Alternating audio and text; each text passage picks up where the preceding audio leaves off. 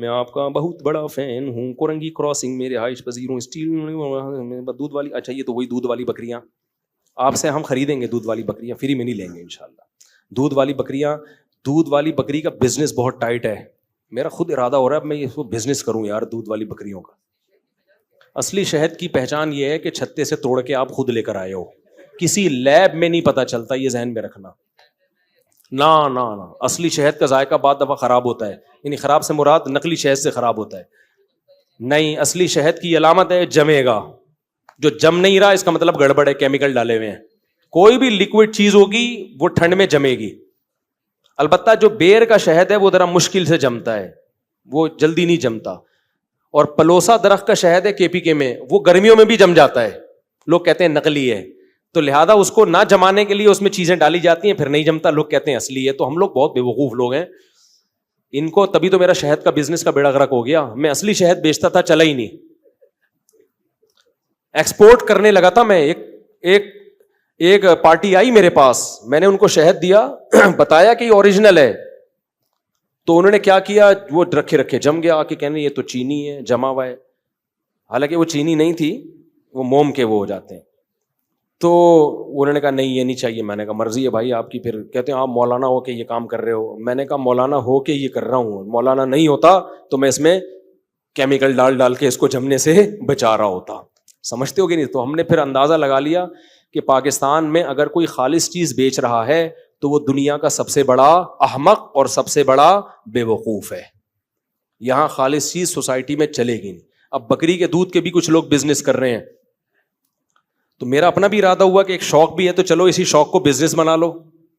اب بکری کے دودھ میں کیا ہوتا ہے، خالص دودھ اگر آپ بیچو گے نا تو کسی دن دودھ تھوڑا سا گاڑھا آئے گا، کسی دن دودھ تھوڑا سا پتلا آ جائے گا، کسی دن دودھ میں تھوڑی پیاز کی مہک آ رہی ہوگی، آپ نے بکری کو پیاز کھلا دیا اس دن، کسی دن دودھ میں کچھ اور آ رہا ہوگا. لوگ کہیں گے یہ کیا ہے. میں نے گائے پالی تھی نا، بزنس کی نیت سے نہیں پالی تھی، گھر کی گائے تھی، لیکن گھر میں اتنا دودھ تو میں استعمال نہیں کر سکتا تھا، 4-5 کلو گھر میں چلا جاتا. باقی ہم نے کہا چلو محلے والوں کو بیچ دو. بغیر پروفٹ کے بیچ رہا تھا میں، کوئی پروفٹ نہیں رکھے. اس میں شکایتیں آ رہی ہیں، حضرت آج کا دودھ تو بالکل سفید تھا،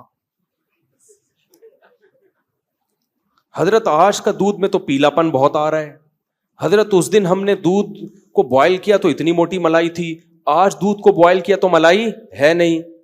بیٹھ کے وضاحتیں ہی دیتے رہو. بھائی گائے اپنی مرضی سے دودھ دیتی ہے، کمپنی کی مرضی سے دودھ نہیں دیتی.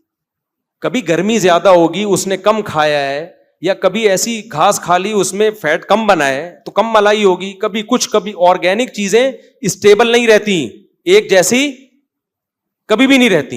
یہی اس کے خالص ہونے کی علامت ہے. کمپنیاں کیا کرتی ہیں، اب شہد کی کمپنیاں کیا کرتی ہیں، آپ ان کا شہد پوری دنیا میں کہیں سے بھی لے لو، ایک ہی جیسا ٹیسٹ ہوگا اور ایک ہی فارم میں ہوگا. وہ وجہ کیا، وہ میں نہیں کہہ رہا ان میں ملاوٹ کرتے ہیں، وہ میں کسی پہ الزام نہیں لگا رہا، وہ مشینیں چلا کے ان کا پانی سک کر لیتے ہیں شہد میں تاکہ اس میں جو سیلان ہے، بہاؤ ہے، وہ کم ہو جائے. تو کچھ نہ کچھ کرتے ہیں تاکہ ایک ٹیسٹ کو مینٹین رکھا جا سکے. آرگینک چیزوں کا ٹیسٹ ہمیشہ ایک جیسا بولو نہیں ہوتا. شہد جب بھی اتارو گے نیا ذائقہ ہوگا، کبھی پتلا شہد نکلے گا، کبھی گاڑھا شہد نکلے گا، کبھی تھوڑا وائٹ کلر کا ہوگا، کبھی تھوڑا ڈارک کلر کا ہوگا. اس طرح سے بزنس نہیں ہو سکتا. شہد میں بھی ہمارے ساتھ یہی ہوا. وہ شہد لے کے جا رہا ہے، یہ تھوڑا ڈارک کلر کا آ رہا ہے، مفتی صاحب پچھلے سال تو بڑا لائٹ چمکتا ہوا کلر تھا، اب تھوڑا ڈارک کلر ہے. بس وہی نا، کس درخت پہ ہے، کس موسم میں ہے، کون سے پھول اس نے چوسے ہوئے ہیں، مکھی کا موڈ ایک ایسا تھا. یہ سب چیزیں ڈیپینڈ کرتی ہیں. گائے کا موڈ ہوتا ہے تو دودھ دبا کر دیتی ہے، موڈ نہیں ہوتا تو دودھ کی کوالٹی گرا دیتی ہے وہ.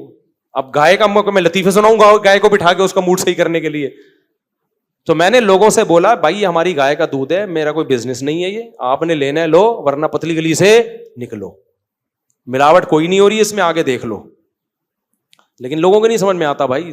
خالص چیز پبلک کی کھوپڑی میں. دودھ کو پہچانتے ہیں موٹی ملائی سے، موٹی ملائی ہے یہ خالص ہے. حالانکہ جتنی زیادہ بلائی ہوگی وہ دودھ صحت کے لیے اتنا ہی زیادہ نقصان دہ ہے. اس کا مطلب اس میں منرلز نہیں ہے، اس میں فیٹ بہت زیادہ ہے. جب گائے کو، بھینس کو آپ گھاس کھلاؤ گے نا، دودھ کی کوالٹی اچھی ہوگی صحت کے لحاظ سے، ملائی کم ہو جائے گی. جب آپ اس کو وہ پتہ نہیں کیا کہتے ہیں، ونڈے اس کو پتہ نہیں کیا کیا چاکلیٹیں کھلاؤ گے نا. ہمارا ایک دوست ہے, وہ دودھ گائے پالتا بھی ہے اور دودھ بیچتا بھی ہے. وہ گائے کو کیک کھلاتا ہے, شام کو بیکری کا جتنا سامان ہے وہ لے کے اپنی گائے کو کھلاتا ہے. کہتے اس سے دودھ بہت اچھا آتا ہے. کیک کھا کے گائے اچھا دودھ دے سکتی ہے, لیکن ہوتا کیا ہے, میٹھا دودھ نکلتا ہے, فیٹ بہت زیادہ, لوگ اسی سے دودھ خریدتے ہیں.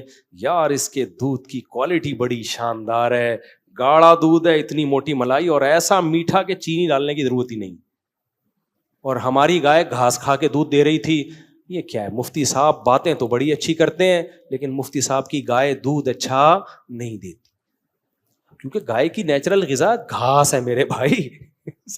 کیک اور چاکلیٹیں نہیں ہے. وہ میٹھا دودھ دے دے گی, ملائی بھی ہوگی, تو وہ خود ہی تھوڑے دنوں میں پھول کے کپا بنے ہوئے ہوگے, گھی کا ڈبہ بنے ہوئے ہوگے, دودھ کی کوالٹی تھوڑی رہے گی وہ. تو اس لیے پاکستان میں ہمارا تجربہ یہ ہے, میں نے بھی بزنس کیے ہیں, ایسا تھوڑی بہت سارے بزنس کر کے بیٹھا ہوا ہوں میں. اندازہ ہو گیا یہاں صحیح چیز, یہاں جھوٹ بول کے مال بیچنا آسان ہے, سچ بول کے مال بیچنا مشکل. سچ بول کے شادی کرنا یہاں بہت مشکل ہے. آپ بولو میری اتنی آمدن ہے اور میری پہلے سے ایک بیوی موجود ہے, دوسری بیوی کو میں یہ گھر دوں گا, نہیں ہوگی کبھی بھی شادی. سچ بول کے کام کرو گے یہاں کچھ بھی نہیں ہوتا. تو یہاں سچ کی ویلیو نہیں ہے, کیا کریں, سوسائٹی اس طرح کی. کچھ لوگ ہیں عقل مند ابھی بھی الحمدللہ. تو اس لیے میں آپ کو ترغیب دے رہا ہوں کہ اگر کوئی کاروبار کرنا ہے نا, اس وقت بکری کے دودھ کا بزنس جو ماہرین ہیں وہ کہہ رہے ہیں بہت ٹائٹ چل رہا ہے, تو شاید چل جائے, لیکن وہ لوگ بھی کہتے ہیں کہ کچھ نہ کچھ اس کو مینٹین رکھا. آپ نہ کرو, آپ بولو یار تھوڑا پروفٹ ہوگا لیکن چیز کیا ہوگی, خالص. اچھا جو زیادہ باتیں کر رہا ہوتا ہے نا خالص خالص, اسی سے زیادہ ڈر بھی لگتا ہے مجھے, کیونکہ زبان پہ اعتماد ہی ختم ہو گیا لوگوں کے. ابھی ایک صاحب نے, ایک حکیم تھے, 2 نمبر حکیم, اللہ ان کی مغفرت فرما دے تو زیادہ اچھا ہے. مغفرت مردوں کے لیے کی جاتی ہے نا دعا, تو ویسے تو وہ زندہ ہیں. انہوں نے ہمارے کسی دوست کو کوئی نسخہ دیا, وہ سست رہتے تھے نا, سستی رہتی تھی ان میں. تو کووڈ کرونا کے دنوں میں نہیں, جب یہ چل رہا تھا بڑا, وہ تھوڑے ڈپریشن میں بھی گئے ہوئے تھے, تو ایک حکیم صاحب نے ان کو دوا دے دی. حکیم صاحب نے ان کو بولا کہ یہ اتنی سی چٹکی کھا لیا کرو. تو اب وہ کھاتے تو بڑے فٹ فاٹ ہو جاتے ہیں نا, چل رہے ہیں, پھر رہے ہیں, دوڑ رہے ہیں, بھاگ رہے ہیں. مجھے بھی انہوں نے لا کے وہ دوا دے دی. سب آپ کے بھی بیانات ہوتے ہیں اور اتنا, اور اس دوا کا نام ہی انرجی بوسٹر, ڈبے پہ لکھا ہوا تھا انرجی بوسٹر. میں نے کہا میں نہیں کھاؤں گا بھائی, میں نہیں کھاؤں گا, ہمیں کیا پتا اس میں کیا ہے. یا تو 100% حکیم پہ اعتماد ہو, ورنہ میڈیکل دواؤں میں کم از کم یہ تو پتا ہوتا ہے نا کہ یہ کیا ہے اس کے اندر. اس میں مجھے پتا کیا, میں نے کہتے ہیں نہیں بہت زبردست حکیم ہے وہ 2 نمبر نہیں ہے. میں نے کہا بھائی پاکستان میں کسی پہ اعتماد کرنا بڑا مشکل کام. میں نے کہا ہم اپنی صحتوں کو ایسے برباد نہیں. اس نے کہا نہیں, جتنا بھی سست ہو آدمی, تھکاوٹ ہوتا ہے نا, کچھ لوگ ڈرنک پی لیتے ہیں تو تھکاوٹ دور ہو جائے, کافی پی لیتے ہیں, چائے پی لیتے ہیں, وہ پھر بھی سمجھ میں آتا ہے کہ اس کا پتہ ہے کہ اس کے سائڈ افیکٹ کیا ہیں, فائدے کیا ہیں. میں نے کہا اس کا کیا پتا ہمیں. 2 سال تک نا وہ جب تھکے ہوئے ہوتے, ایک چمچ لیتے گرم پانی کے ساتھ, اور پھر اپنے دفتر جاتے, بھاگتے دوڑتے, جیسے کوئی سٹا لگا کے نہیں چلا جاتا. کہتے بڑی طاقت آتی ہے اس سے. جم جانے سے پہلے بھی کھا رہے ہیں نا, جم جا رہے ہیں, پھر جناب ڈولے شولے بنا رہے ہیں. کہہ رہے حکیم 1 نمبر ہے. حکیم کہہ رہا ہے اللہ کی قسم کچھ بھی نہیں ہے اس میں, کوئی 2 نمبر ہی نہیں ہے. میں نے ان سے کہا اس کا لیب ٹیسٹ کرواؤ. میرے کہنے پر نا جب بہت زیادہ 2 سال تو انہوں نے کھائی, میں نے بہت زیادہ اصرار کیا نا کہ یار لیب ٹیسٹ کرواؤ. کروایا تو اسٹرائڈ نکلا اس کے اندر. اب انہوں نے حکیم کو جا کے پکڑا, یار تم ہمیں اسٹرائڈ کھلا رہے ہو. کہہ رہے اللہ کی قسم میں نہیں ڈالتا, اصل میں کچھ اجزاء میں دکان سے خریدتا ہوں, شاید وہ ڈال دیتے ہوں. میں نے کہا اس کمبخت سے پوچھو کہ پھر تو اتنا کانفیڈنٹلی کیوں کہہ رہا ہے کہ اس میں کوئی نقصان دہ چیز نہیں ہے.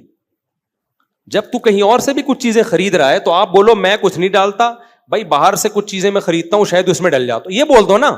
صاف بات کرنے کا ہماری سوسائٹی میں رواج نہیں ہے, ہر آدمی گھماتا ہے بات کو. تو اس لیے بھائی بہت مشکل ہے پاکستان میں کسی پہ اعتماد کیا جائے. گوروں میں یہ ایک اچھی چیز ہے, کتے پالتے ہیں مگر جھوٹ نہیں بولتے یار. وہاں کوئی چیز خرید رہے ہو تو اس کا مطلب ہے جو لکھا ہوا ہے وہی ہے. میں کتنا باہر جا کے کھانے کھاتا ہوں, بیمار نہیں ہوتا. یہاں آتے ہی ہمارے مسالے وہاں بین ہیں, اس پہ بھی لوگوں نے اعتراض کیا کوئی بین نہیں ہے, یہ کمپنیوں کے مسالے تو جا رہے ہیں. بھائی یہ کمپنیوں کے مسالے جا رہے ہیں وہاں بھی, لیکن یہ والا فارمولا نہیں ہے. کمپنیوں کے نام تو یہی ہیں, فارمولا کیا ہے, ریسیپی چینج ہے, فارمولا چینج ہے. یہاں کچھ اور ہے, وہاں کچھ اور ہے. یہاں ٹیسٹ, بریانی کا ڈھکن جب ہٹاتے ہو نا دیکھ سے, ایک دم تو خوشبو کے جھونکے آتے ہیں, یہ باہر کی بریانیوں میں نہیں ہے. تو یہ جو جھونکے آ رہے ہیں نا, یہ کچھ اور ڈالا ہوا ہے اس کے اندر. اتنا دھوکا, اتنا دھوکا, اتنا دھوکا, تمہاری صحتوں سے کھیل رہے ہیں. مت کرو, مسالے بھی مت کھاؤ باہر کے. یہ لونگ, کالی مرچ اور یہ ساری چیزیں لا کے نا نیٹ پہ سرچ کر لو, ریسیپیز آج کل مل جاتی ہیں. تو نیٹ پہ گھر والوں سے بولو بھائی بریانی مسالہ خود گھر میں بناؤ, ٹکا مسالہ خود آپ تجربہ کر کے دیکھو, اللہ کی قسم آپ گھر میں وہ مسالہ بناؤ, آپ کھاؤ, پیٹ خراب نہیں ہوگا. باہر کا پیکنگ کا بہت اچھی کمپنی کا مسالہ لاؤ گے, کچھ نہ کچھ فرق پڑے گا آپ کے پیٹ میں. اور اگر نہیں پڑ رہا تو اس کا مطلب تم گندگی کے عادی ہو چکے ہو. ایک بھنگی اگر ایک گٹر سے ڈبکی لگا کے دوسرے گٹر سے نکلتا ہے, اسے کچھ بھی نہیں ہو رہا, تو یہ نہیں ہے کہ امیون سسٹم بہت اسٹرانگ ہے. بھائی اس کو عادت ہو گئی ہے کس کی, اس بیچارے کا, تو مجبور ہے وہ. شریف, ایک شریف نہیں کہنا چاہیے, ایک صفائی پسند آدمی اگر گھسے گا تو بیمار ہو جائے گا وہ. تو یہ جو آپ اگر ان مسالوں کو کھا کے خراب نہیں ہو رہا نا پیٹ, تو یہ اس کی علامت نہیں کہ آپ بہت عظیم انسان ہیں, یہ مسالے ٹھیک ہیں. یہ اس کی علامت ہے کہ آپ کو گندگی کی عادت پڑ چکی ہے. بہت ہو گیا یار, میں بھی انسان کا بچہ ہوں. کچھ صاحب قیامت کے دن درجہ بندی کی جائے گی, لوگوں کے عمل بتاؤں گا کسی نے, پورا لمبا بیان ہے اس کے اوپر. جلدی بہت زیادہ ٹائم ہو گیا ہے. یہ وہی بکری والا, بکری پالو, بزنس کرو, مزہ نہ آئے پیسے واپس آرگینک چیزیں کھلاؤ لوگوں کو. مفتی صاحب اسلام فرض واجب حکام کیا ہے بتاؤں گا, پورا بیان ہے یار, یہ تو معاشرتی علوم کا پورا پرچہ ہے. مفتی صاحب اگر کوئی شخص قیامت کے دن ایسا ہوا کہ اس کے پاس توحید کے علاوہ کوئی نیکی نہ ہو, تو کیا وہ جنت میں جائے گا؟ سزا کھانے کے بعد جنت میں جائے گا. جو توحید پہ مرا ہے وہ بالآخر مار کھانے کے بعد صرف توحید کی برکت سے ایک دن جہنم سے نکل آئے گا. مفتی صاحب پیغمبروں کی قبروں کو اللہ نے سلامت محفوظ کیوں نہیں رکھا, صرف نبی صلی اللہ علیہ وسلم کی قبر مبارک محفوظ ہے؟ اس میں بڑی حکمت ہے, کیونکہ اللہ کو معلوم تھا کہ یہ امت میجورٹی توحید پرست ہے, یہ اپنے پیغمبر کی قبر کو سجدہ گاہ نہیں بنائے گی, طواف کا ذریعہ نہیں بنائے گی. پچھلی امتوں نے اپنے پیغمبروں کی قبروں کو سجدہ گاہ بنایا, حدیث سے یہ مضمون ثابت ہے. تو اس لیے جس طرح محمد صلی اللہ علیہ وسلم کی قبر محفوظ ہے, کسی اور پیغمبر کی اتنی یقینی طور پہ محفوظ نہیں. امکانات ہیں کہ داؤد علیہ السلام کی قبر ہے یہ, اور موسیٰ علیہ السلام کی, یہ یقینی نہیں ہے, امکان کی درجے میں ہے. یہ امکان ہے کہ ہو سکتا ہے, ہو سکتا ہے. لوگ جاتے ہیں نا جو بیت المقدس جاتے ہیں, وہ بتا رہے ہوتے ہیں ابراہیم علیہ السلام کی قبر یا موسیٰ علیہ السلام کی قبر, تو بھائی امکان کے درجے میں ہے, وہ یقینی نہیں ہے. تو اللہ نے چونکہ اسلام ہی کو باقی رکھنا تھا, تو اس لیے جو اسلام کے پیغمبر ہیں سید الانبیاء محمد صلی اللہ علیہ وسلم, صرف انہی کی قبر کو اللہ نے یقینی طور پہ محفوظ رکھا ہے. چلو بھائی بہت ہو گیا. سبحانک اللہم و بحمدک نشہد ان لا الہ الا انت نستغفرک و نتوب الیک.